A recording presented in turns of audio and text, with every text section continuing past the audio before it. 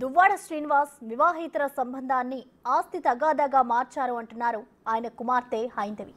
తమతో 5 నిమిషాలు మాట్లాడితే అన్ని విషయాలు బయటకొస్తాయని చెప్తున్నారు. మాధురి మూడో వ్యక్తిగా వచ్చి ఇప్పుడు ఇంతటి రచ్చ చేస్తుంది అని ఆవేదన వ్యక్తం చేస్తున్న హైందవితో మా ప్రతినిధి రాజు స్పెషల్ ఇంటర్వ్యూ. మనతో పాటు హైందవి గారు ఉన్నారు. హైందవి గారు, ఇక్కడ మీరు దీనికి సంబంధించి మాట్లాడడానికి ఇష్టపడట్లేదు. థర్డ్ పర్సన్ని ఆమె పేరు ఎత్తినా కూడా మీరు ఒప్పుకోవట్లేదు. అసలు అంటే మీకు తెలిసే ఉండొచ్చు, బహుశా రాజకీయాల్లో ఇవన్నీ నడుస్తాయి, కానీ ముఖ్యంగా చూస్తే అసలు మాధురి ఎట్లా ఎంటర్ అయింది అసలు మీ ఫ్యామిలీలోకి? మీ డాడీ చెప్తుంది కేవలం వాణినే తీసుకొచ్చి నాకు పరిచయం చేసింది, ఆమె వల్ల ఓట్లు వస్తాయని చెప్పిందని చెప్తున్నటువంటి పరిస్థితి. ఇందులో వాస్తవం ఉందా? అదంతా అబద్ధం అండి. మీరు చూస్తున్నారు, కళ్ళ ముందు జరిగేదాన్ని వాళ్ళు అబద్ధం చేసి చెప్తున్నారు. ఇంకా మీరు చూడండి, దాన్ని కూడా ఆయన అబద్ధంగా చెప్పారంటే అందులో ఆశ్చర్యపోవాల్సిన అవసరం లేదు. ఆయన చెప్పినవన్నీ అబద్ధాలే. ఇప్పుడు ఏంటి అంటే మా మమ్మీ అయితే తాలేదు, నేను 100% దానికి గ్యారంటీ ఇస్తాను.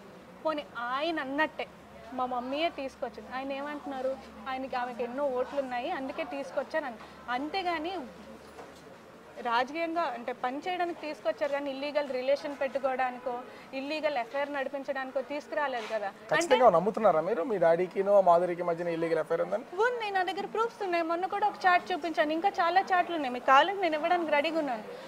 అండ్ May 16, 2023 విజయవాడలో మా చెల్లి వాళ్ళిద్దరిని రెడ్ హ్యాండెడ్గా కార్లో పట్టుకుంది. నైట్ టైం ఎందుకు సార్ కార్లో ఇద్దరు వెళ్తారు? నేను అంటే ఈ విధమైనటువంటి విమర్శలు నిందలు మా మీద వేసిన తర్వాత దాదాపుగా 3 నుంచి 6 నెలల పాటు తిండి లేకుండా నన్ను వదిలేశారు, బయటికి గెంటేశారు, ఇంట్లో ఉండలేదు. ఆ టైంలోనే నన్ను ఆవిడ చారదీయడం, నాకు డబ్బులు ఇన్వెస్ట్ చేయడం, ఎన్నికలకు సంబంధించి నాకు ఫుడ్ పెట్టడం, నాకు వంట చేయడం, ఇక్కడ ఉన్నటువంటి పనులన్నీ ఆమె చేసింది. కాబట్టి నేను ఆమె విషయంలో కన్సర్న్ చూపిస్తున్నానని చెప్తున్నాడు. ఫుడ్ లేకుండా 30 సంవత్సరాలు బతికేశారు. గడిచినటువంటి 2 సంవత్సరాల కాలంలో దాదాపుగా 6 నెలల పాటు. 2 సంవత్సరాలు ఎక్కడ సార్? నేను మీకు ఒకసారి చూపిస్తాను. అంటే మీరు కూడా దీనికి సంబంధించినటువంటి ప్రూఫ్స్ రెడీ చేసి పెట్టారా? చూపిస్తాను. 2 సంవత్సరాలు అంటున్నారు కదా, ఇది ఫిబ్రవరి నేను 16th అప్లోడ్ చేశాను. యాక్చువల్లీ February 11th నా మ్యారేజ్ డే. నేను తిరుపతి వెళ్ళాను. ఈ ఫోటోలు ఎవరెవరు ఉన్నారు, డేట్ చూడండి. ఫిబ్రవరి 16, 2023.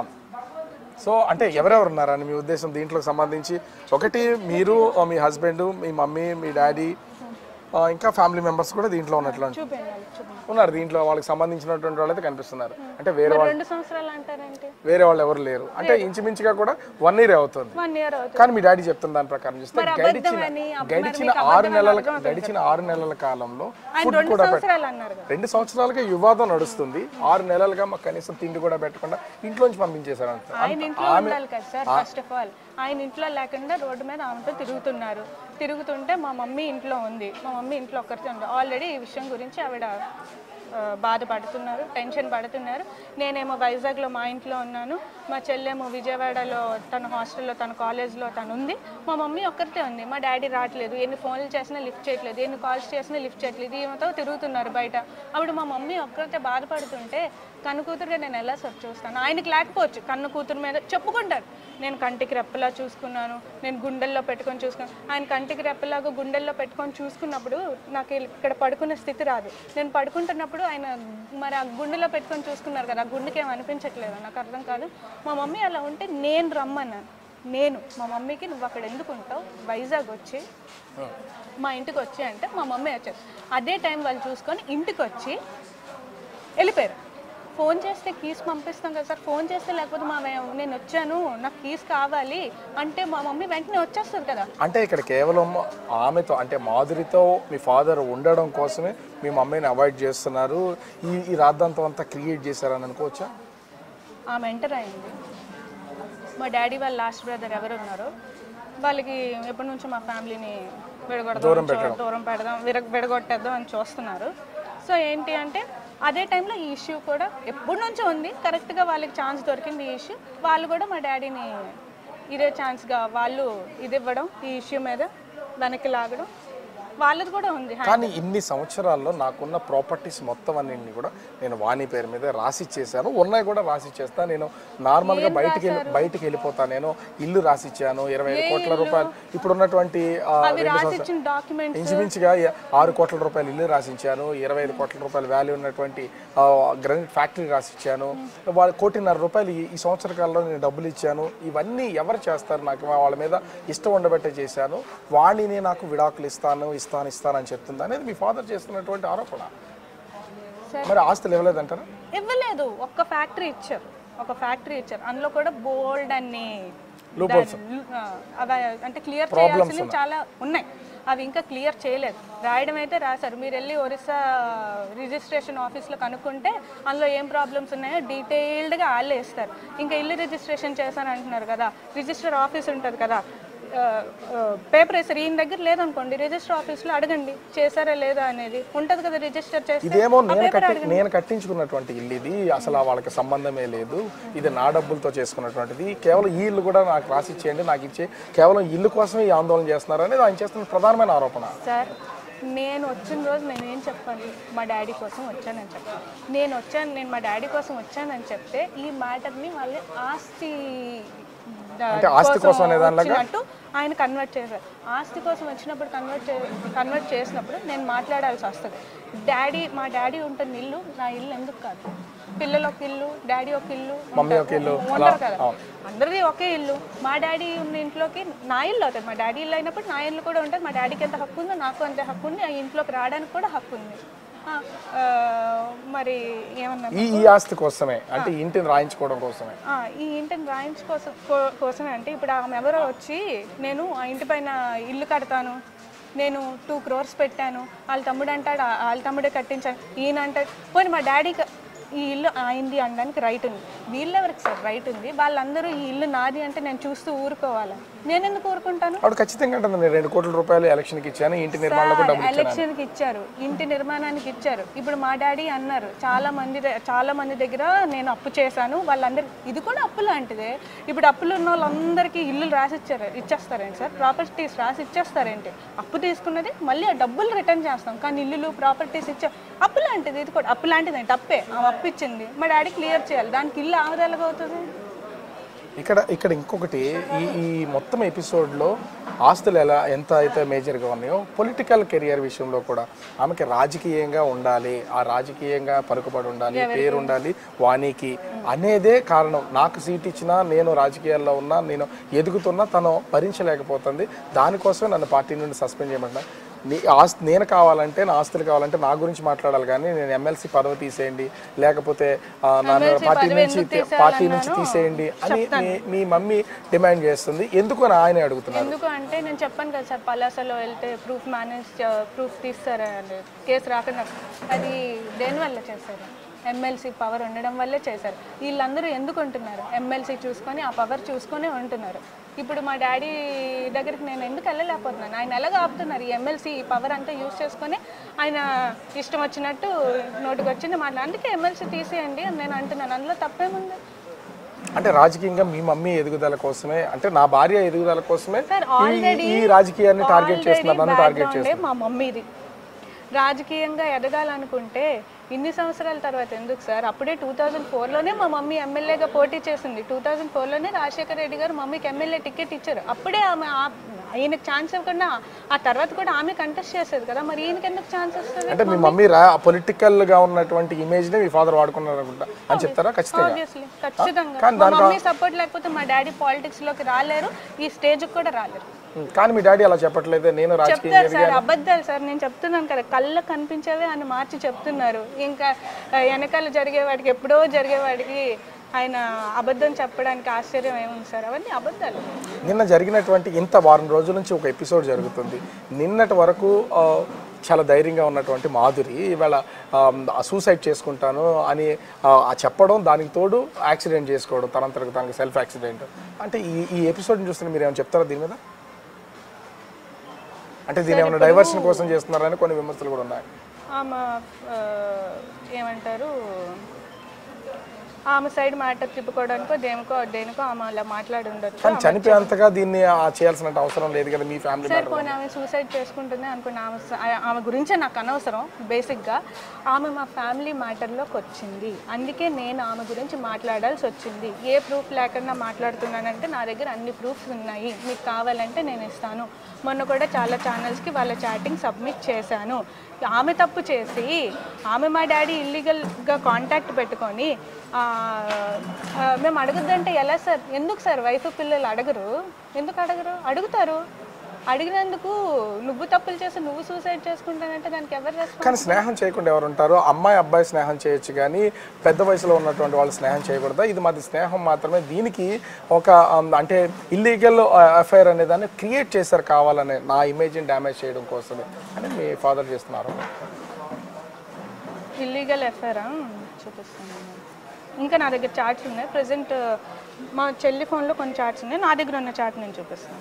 అంటే మీ ఫాదర్ వాణి చేసుకున్నటువంటి చాటింగ్ అంటారు మాధురి? అది మాధురి మీ ఫాదర్ చేసినటువంటి చాటింగ్. అంటే ఇన్ని ప్రూఫ్స్ మీ దగ్గర పెట్టుకుని మీరు ఈ విధంగా తననే డైరెక్ట్గా అడగొచ్చు కదా, ఇన్ని సంవత్సరాల్లో మాధురి వచ్చినప్పటి నుంచి ఉన్నటువంటి సంబంధించినటువంటిది, ఎందుకు మీరు కూడా సైలెంట్గా ఉన్నారు? అడిగాము. నేను అందుకే కదా సార్ లాస్ట్ ఇయర్ పల్లాసాకి వెళ్ళాను. అంతకుముందు సీఎం దగ్గరికి ఎందుకు సార్ వెళ్ళి కూర్చున్నాము? ఈ మ్యాటర్ గురించే కదా కూర్చున్నాము. సీఎం గారి దగ్గరికి ఈ మ్యాటర్ ఎలా వెళ్ళింది? చాలా రోజులు డిస్కస్ చేసుకున్నాక ఆయనకి ఎంత చెప్పినా మారక అక్కడికి వెళ్ళింది టాపిక్. అక్కడ నుంచి వచ్చాక కూడా మాట్లాడాము. ఆయన మారకపోతే ఇంకెన్నాళ్ళు సార్ ఓపిక పట్టేది? ఆమె వచ్చి ఇంట్లో వీడియోలు అవన్నీ చేసుకుంటుంటే చూస్తూ ఊరుకోవాలా? ఇల్లీగల్ అఫైర్ పెట్టుకుంటే. ఇంకోటి, వాళ్ళ పిల్లల్ని అబ్యూస్ చేశారు ఏమో అంటుంది. అంటే ఇప్పుడు డిఎన్ఏ టెస్ట్ చేయాలి ఆ పిల్లలకి సంబంధించి. ఆ పిల్లలు ఆమె కూడా అంది డిఎన్ఏ టెస్ట్ చేయించాలని. నాకు ఇప్పుడు నన్ను కేసు పెట్టమంటారా? అబ్యూస్ కాదు, నాకు అబ్యూస్గా కేసు పెట్టమంటారా? ఎందుకన్నది డిఎన్ఏ టెస్ట్ చేయించుకొని ఆమె మా ఇంట్లో ఉండి ఇల్లీగల్ అఫైర్ నడిపిస్తుంది. అండ్ టెక్కల్ మొత్తంలో మీరు ఏ డోర్ కొట్టినా, నేను కాదు చెప్పేది, మీరు ఏ డోర్ కొట్టినా ఆమెకి ఎంతమందితో అఫైర్లు ఉన్నాయో కూడా చెప్తారు.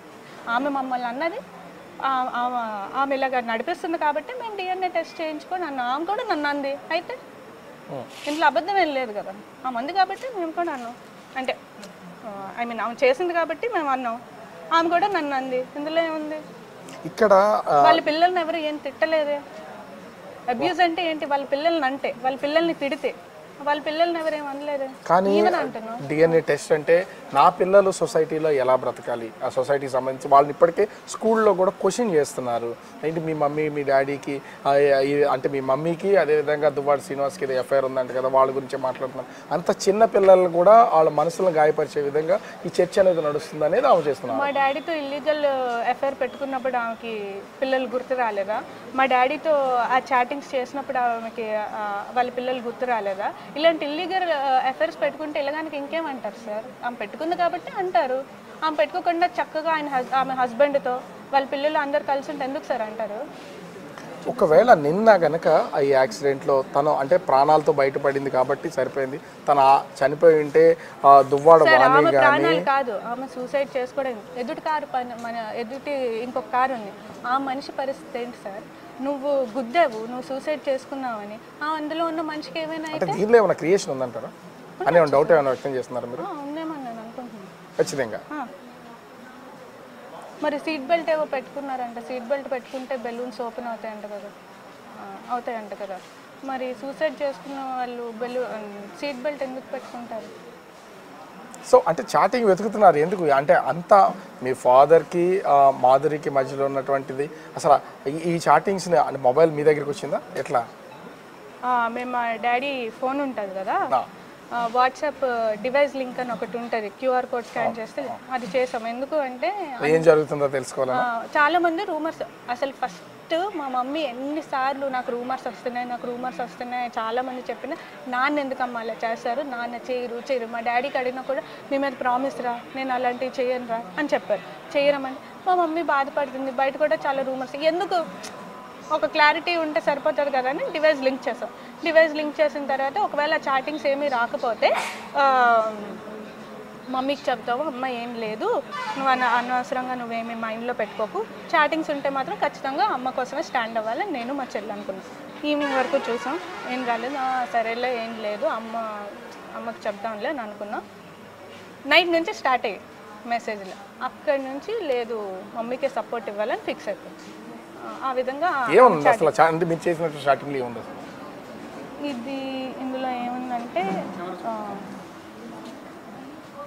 అంటే వీటికి సంబంధించి ఆమె నేమ్, ఓకే ఓకే, ఆమె డిపి, ఓకే ఓకే ఏం అంటే పెట్టిందంటే టైం కూడా చూస్తే 12 o'clock నైట్, అంటే మార్నింగ్ లేట్ నైట్ 12 AM. అసలు గడప గడపకి వచ్చేదే మీకోసం అని పెట్టింది.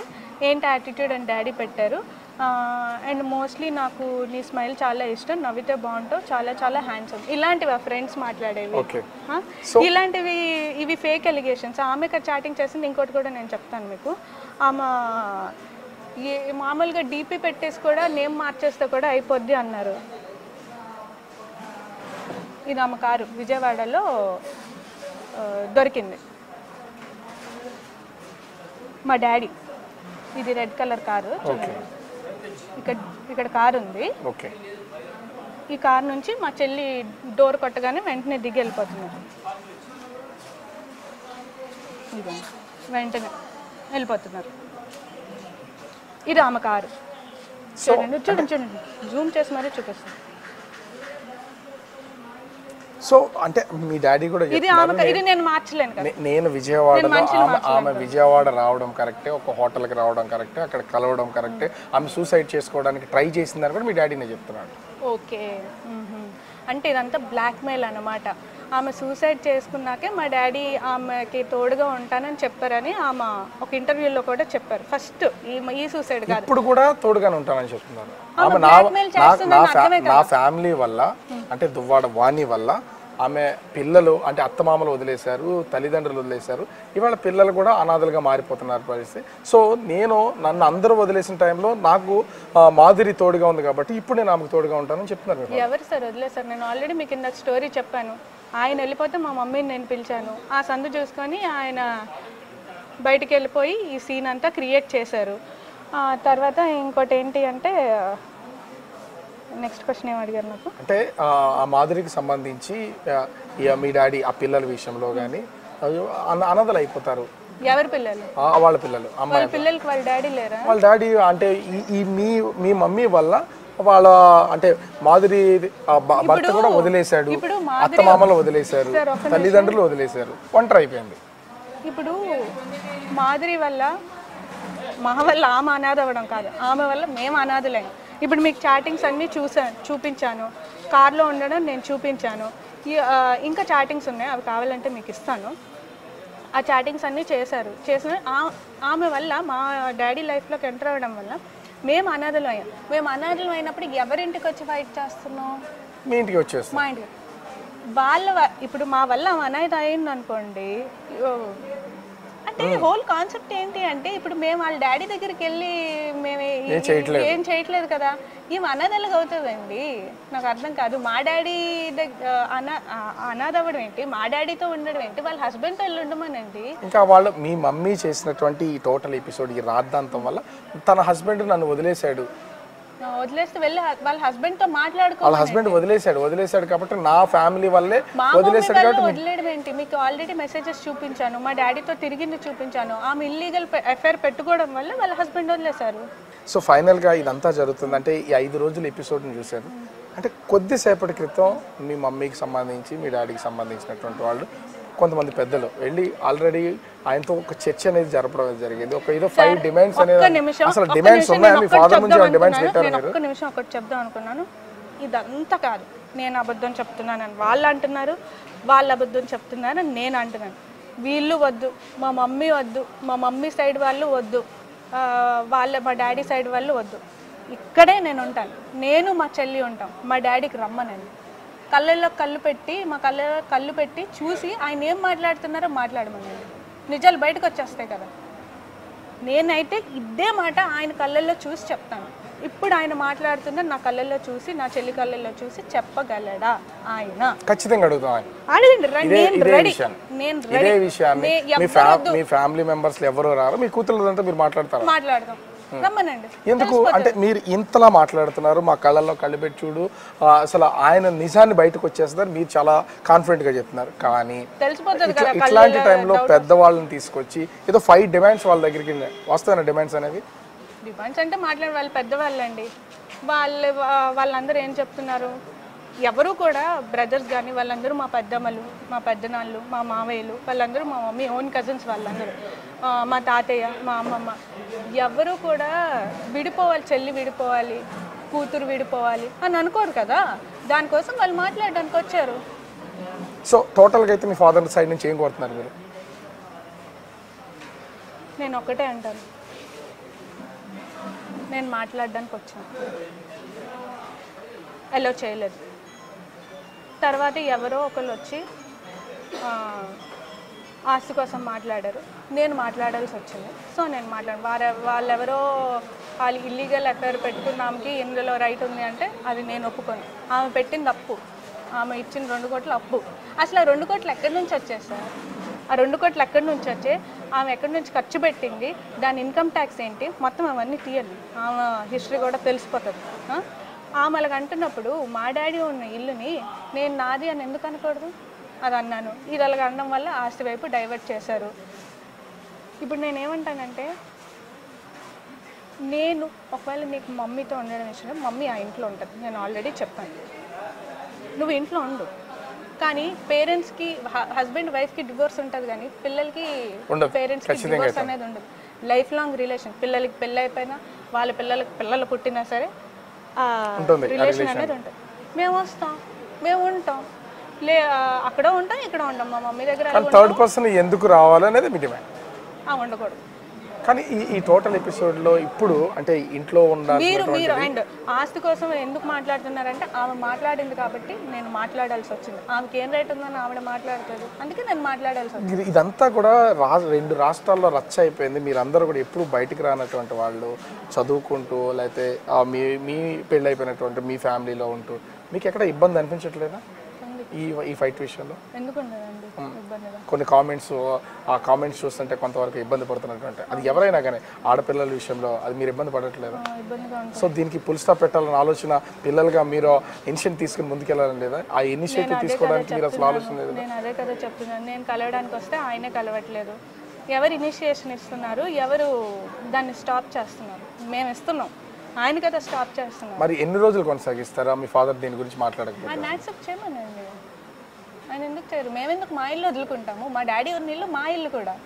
అండ్ ఇది మా మమ్మీ డబ్బులతో కొన్న ల్యాండ్, ఈ ల్యాండ్ మేము ఎందుకు వదులుకుంటాం? మొత్తం ఎంక్వైరీ చేయండి. సో ఎన్ని రోజులైనా సరే ఇక్కడ ఇదే పొజిషన్లో కంటిన్యూ చేస్తారు మొత్తం?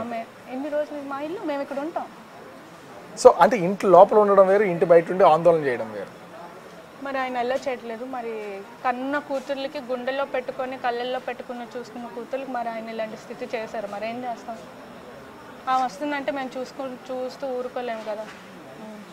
సో ఓవరాల్గా చూస్తే మొత్తం దువ్వాడ శ్రీనివాస్, అదేవిధంగా దువ్వాడ వాణి, వీళ్ళ ఇద్దరి మధ్యన కూడా ఇద్దరు పిల్లలు, ఆడపిల్లలు నలిగిపోతున్నటువంటిది అయితే ఖచ్చితంగా కనిపిస్తుంది. మా డాడీ మా కళ్ళల్లో కళ్ళు పెట్టి చూడు, 5 నిమిషాలు మేమిద్దరం వస్తాం, మాతో మాట్లాడు, నిజమేంటో బయటపడద్దు అనేది హైందవి చెప్తున్నటువంటి విషయం. కానీ ఇది ఒక ఫ్యామిలీ విషయాన్ని, ఆ గొడవని రాష్ట్ర వ్యాప్తంగా ఉన్నటువంటి ఒక చర్చగా మార్చేసి గత 5 రోజుల నుంచి ఒక హైడ్రామా అయితే నడుస్తుంది. దీనికి కన్క్లూజన్ ఎప్పుడు వస్తుంది అనేది తెలీదు.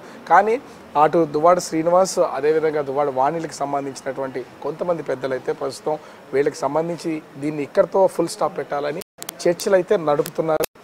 ఆ చర్చలు ఎంతవరకు ఫలిస్తాయి, కూతుళ్ళని తండ్రి ఎలా చేరదీస్తారు, తండ్రిని ఏ విధంగా వీళ్ళు యాక్సెప్ట్ చేస్తారు, అటు దువ్వాడ వాణికి సంబంధించి శ్రీనివాస్ ఏ విధంగా దీనికి ఒక కన్క్లూజన్ తీసుకొస్తారనేది మాత్రం వేచి చూడాలి.